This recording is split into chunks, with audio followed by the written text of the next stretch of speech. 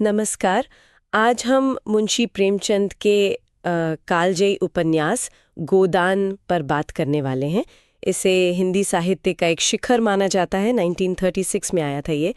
हमारे पास इसकी एक आप कह सकती हैं विस्तृत समीक्षा है और कोशिश यही है कि इसके सार को, इसके पात्रों को और प्रेमचंद के उस गहरे सामाजिक संदेश को समझें।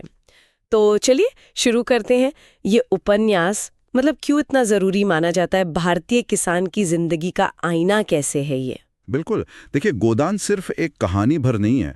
ये 1930 के दशक का जो उत्तर भारत का गांव था, वहां का जीवन, गरीबी, शोषण, वो सामाजिक तानाबाना, उसका एक तरह से दस्तावेज है।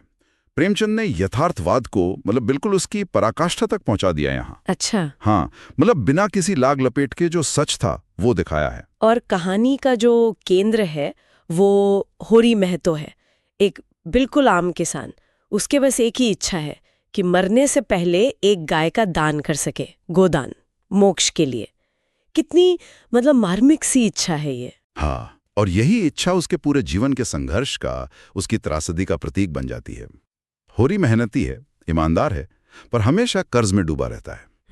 जमींदार हैं, महाजन हैं, पंडित हैं, समाज का हर तबका कहीं ना कहीं उसका शोषण कर रहा है। वो गाय खरीदने की कोशिश भी करता है, पर फिर झूठे मुकदमे में फंस जाता है, पारिवारिक ईर्ष्या का शिकार हो जाता है। मतलब उसकी अपनी आस्थाएं, उसका सीधापन भी उसके खिलाफ काम करता है। बिल्कुल, ये एक बहुत अहम नुक्ता है। वो व्यवस्था में ऐसा जकड़ा है कि निकल ही नहीं पाता। और फिर परिवार की अपनी उलझने हैं। उसका बेटा गोबर, हाँ, गोबर, जो कुछ नई पीढ़ी विद्रोही सोच का प्रतीक लगता है, वो गांव के माहौल से तंग आकर शहर चला जाता है। सही।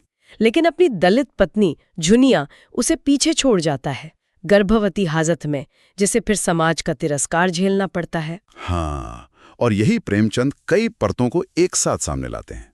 एक तो जैसा हमने कहा, किसान की त्रासदी, अन्नदाता है पर भूखा है, कर्ज में है। दूसरा, जातिवाद और सामाजिक शोषण, ऊंच नीच, दलितों का दमन, खासकर झुनिया जैसी महिलाओं का।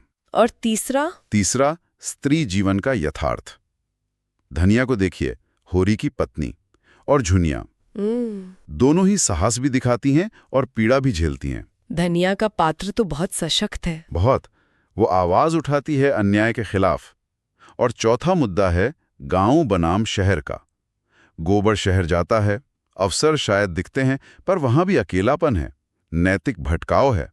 वो मुक्ति कम पलायन ज्यादा लगता है। सही कहा। और भाषा तो बिल्कुल जैसे सीधे गांव से उठाकर रख दियो, अवधि मिली हुई हिंदी। एकदम। वही तो माहौल को जीवंत बनाती है। और पात्र तो जैसे प्रतीक बन जाते हैं। होरी, किसान का आदर्श या कहें पीड़ा। धनिया, नारी शक्ति। पंडित दाता दीन, धार्मिक शोषण। राय साहब, सत्ता। हाँ, हर पात्र एक परत खोलता है। बिल्कुल। और प्रतीकों का इस्तेमाल भी देखिए। गाय, वो सिर्फ जानवर नहीं है, वो किसान की इज्जत है, उसकी आस्था है, उसकी आत्मा है। और गोदान खुद मुक्ति की, जीवन की सार्थकता की चाह का प्रतीक है। ये प्रेमचंद की शैली है, यथार्थवादी, सीधी बात, बिना उपदेश दिए। और अंत तो बहुत दुखद है। होरी मर जाता है बिना गोदान किए। धनिया के पास दान देने को बस कुछ पैसे हैं जो उसने बड़ी मुश्किल से बचाए थे। ये तो जैसे किसान की हार है। हाँ, एक स्तर पर तो है।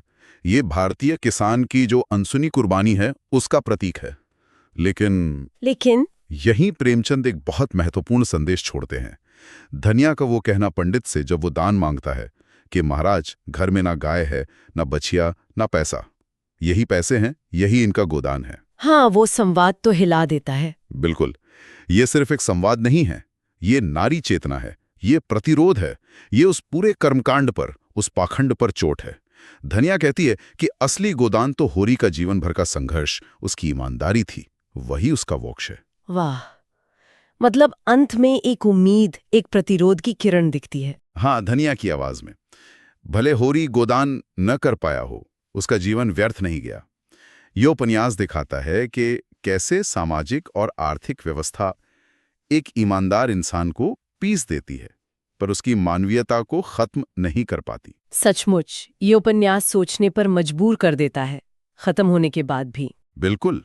और सोचने वाली बात यह भी है, जैसा कि आपने शुरू में इशारा किया था, क्या आज भी हमारे समाज में होरी जैसे पात्र मौजूद हैं जो व्यवस्था के जाल में फंसे हैं, अपनी छोटी छोटी इच्छाओं के लिए संघर्ष कर रहे हैं? ये सवाल तो प्रासंगिक है। और धनिया की आवाज, उसका प्रतिरोध, वो आज कितना मायने रखता है? यह प्रश्न गोदान को हमेशा जिंदा रखते हैं।